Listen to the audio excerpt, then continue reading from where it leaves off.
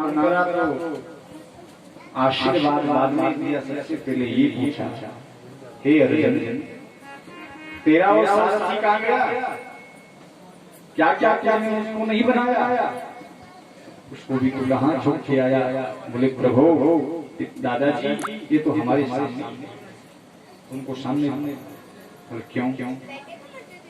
हे प्रभु अब मेरा समय आने वाला है, अब मैं मृत्यु को प्राप्त होने वाला हूँ, इसलिए आप ऐसा करो।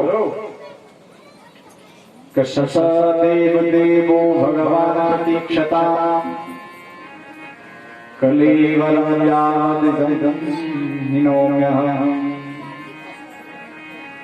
जब तक मैं अपना इस देह को नहीं त्यागता तब तक आप खड़े रहो। भगवान ने कहा ठीक है, जैसा आप बोलते हैं खड़े रहेंगे।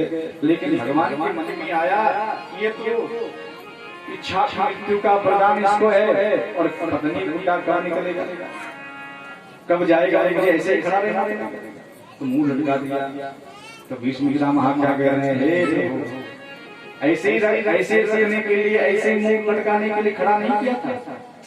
अरे तुम्हारी जो मुस्कान है, उस मुस्कान का जो दीदार कर जाएगा वो तर ही जाएगा, इसलिए तुम मुंह लटका करके मत खड़े रहो। तो कैसे रहेगा?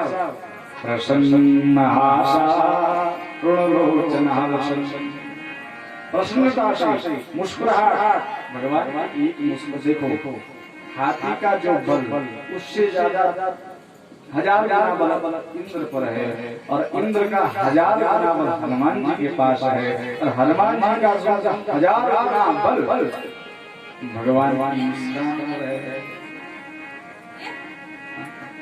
और भगवान का मुस्कुरा चेहरा लटका हुआ जहाँ दिखाई दे तो भीष्म पितामह को लगा ये उचित नहीं है, इसलिए आप प्रसन्न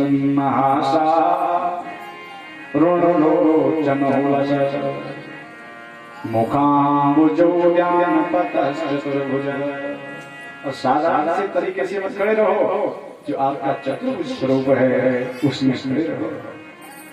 भगवान ने कहा अच्छी खासी भगवान रह गए खड़े। तो भगवान ने कहा अपना नाती को भी समझाओ, ये जो बड़ा बिलख रहा है। तो भीष्म पितामह को समझा रहे हैं। सबसे पहले क्या समझाया? दान राजधर्म मोक्ष धर्म विभागशः स्त्री धर्म भगवत धर्म समासस्य व्यासयोगतः। भीष्म जी ने युधिष्ठिर को सबसे पहले दान धर्म होता है। अरे भला कितना भी राजा हो जाए, लेकिन जब तक दान की प्रवृत्ति नहीं रहेगी, दान की प्रवृत्ति नहीं रहेगी, तब तक वो राज्य को अच्छे तरीके से संभाल नहीं पाएगा। इसलिए सबसे पहले दान धर्म बताया है। कोई प्रजा में गरीब है उसका ख्याल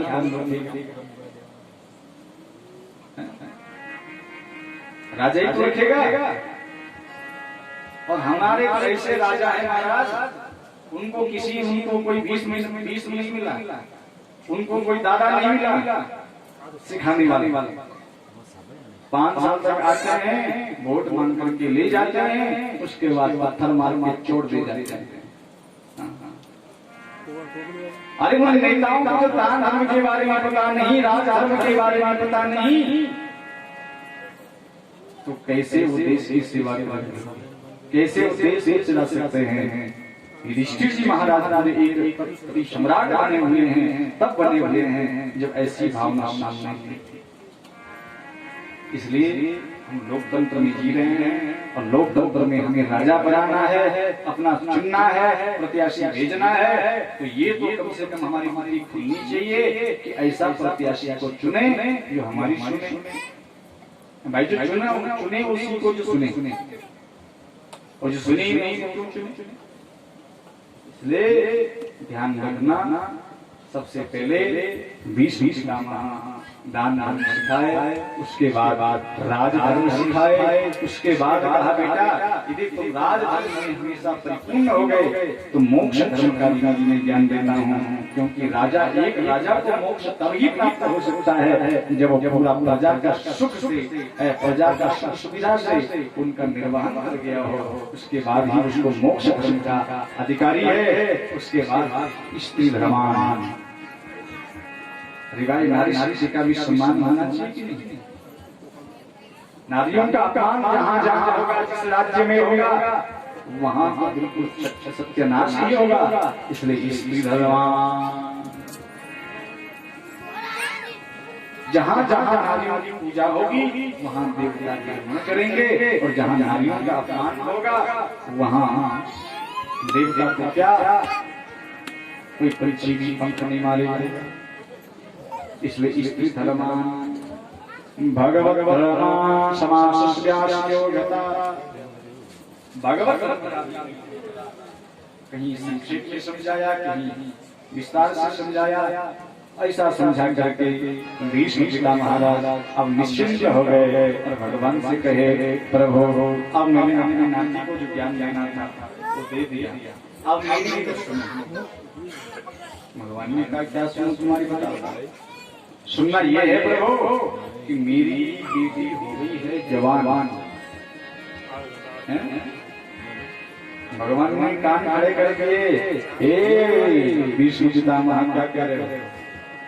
आपकी बेटी जवान हो गई, आपने तो शादी नहीं करी, पर आपकी बेटी कहाँ से जवान हो गई? हमें आपने धोखा दिया, कहाँ से आपकी बेटी?